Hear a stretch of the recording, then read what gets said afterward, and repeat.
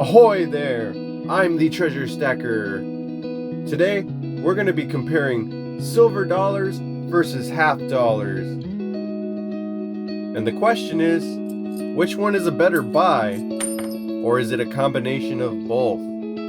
So, to come to a conclusion, we're going to weigh multiple half dollars and the two silver dollars and compare the price points. Alright guys, so first, let's compare some prices here. First up, the piece dollar. The piece dollars only cost about $27 right now. And then there's the Morgan silver dollar. This one recently cost me $30. So, those are the prices for the silver dollars. And let's move on over to the half dollars. I recently got one of these JFK 1964 half dollars for only $11, guys. That's almost close to spot, considering spot was about $31 when I bought it. That's pretty good. I last bought this Benjamin Franklin for $12. I'm assuming it would have been $11 if I would have picked one up recently. And the Barber cost me $18. Those do have a premium, but overall, guys, the premiums are coming down, especially on 90% silver. Now that we all know what the prices were of these coins, it's time to take it to the scale. It's time to weigh out some of these silver coins and see just how much silver weight we're getting when we buy these. So we're starting off with the piece dollar, one of my favorite silver coins. Throw it on the scale. What do we got? 26.69 grams. Yes, we have it set to grams, guys. So 26.69. All right, now let's compare that to a Morgan dollar. And let's see just exactly how much this thing weighs. I'm assuming they're going to weigh just about the same. Only one way to find out.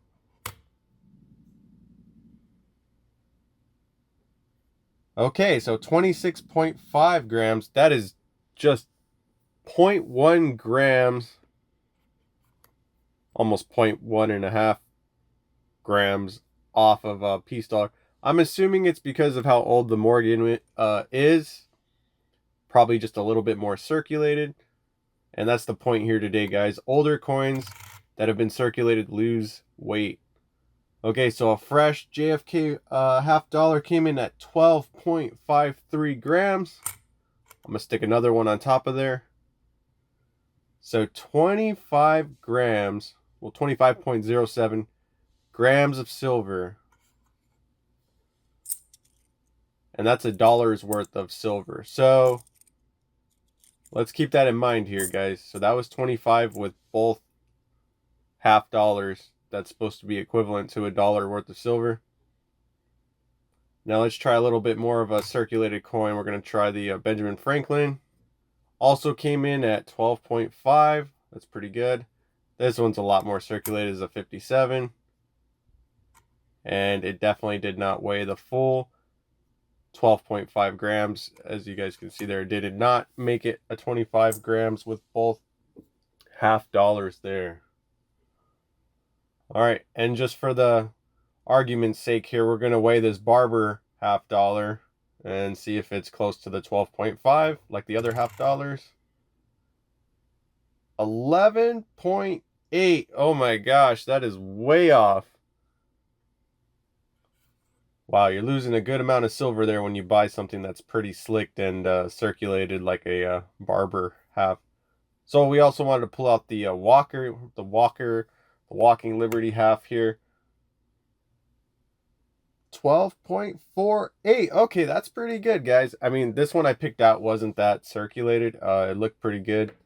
So it didn't lose too much weight over the years. Okay, so first off, let's talk about the silver dollars, guys. We had the piece dollar and the Morgan dollar. The piece dollar weighed a little bit more than the Morgan dollar. Wasn't a huge difference. Not enough to really matter in my book.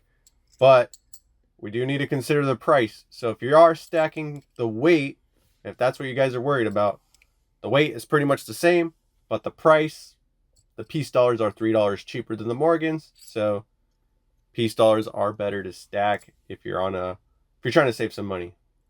Definitely. But the interesting thing was these coins both weighed around the 26.5, I think the Morgan was 26.4 grams of silver. And remember, it is 90%, so 10% of that is copper. If you want to subtract that from the math, we're not going to do that right now. But so when it comes to half dollars, I just got pointed out, the loser here is definitely like a barber half dollar. You're losing a lot of silver content. You're losing weight. They're definitely not worth buying, especially with the high premiums. Now, if you just want to have one for your collection just because it looks cool, go for it. But don't stack these. The Walkers did way better than I thought they were going to do.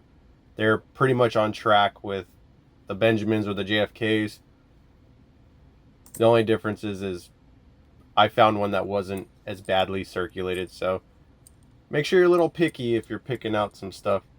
Now, the point I do need to make, though, is 3 of these JFKs at 12.5 each would be around 37.5 grams, right around there, right, guys? So definitely over a troy ounce, even with it being 90% silver.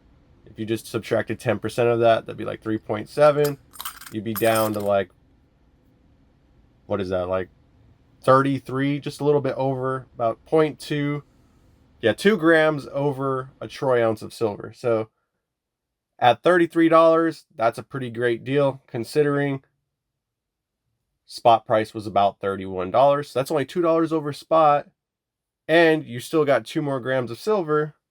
And that's excluding the copper content. So definitely the best deal there.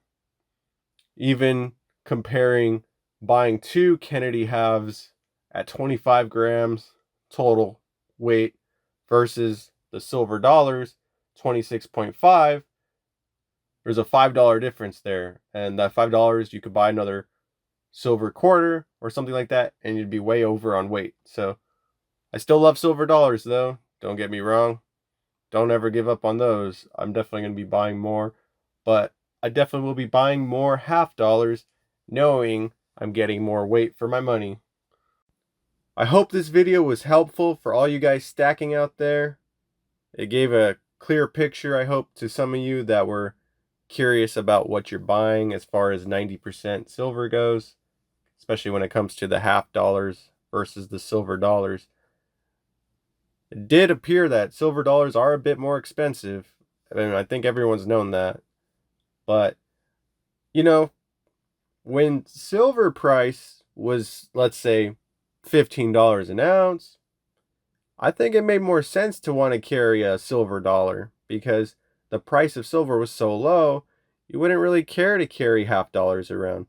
But now, as the price continues to rise, we're getting put in a position where smaller amounts of silver are worth more amounts of money. So it's starting to make more sense to carry the smaller size silver. And the premiums are cheaper on the smaller end stuff right now, which is in our favor. So we're always trying to get silver closer to spot. So to all ye out there, keep on stacking your treasure, guys. I'd like to wish you all a good day and farewell.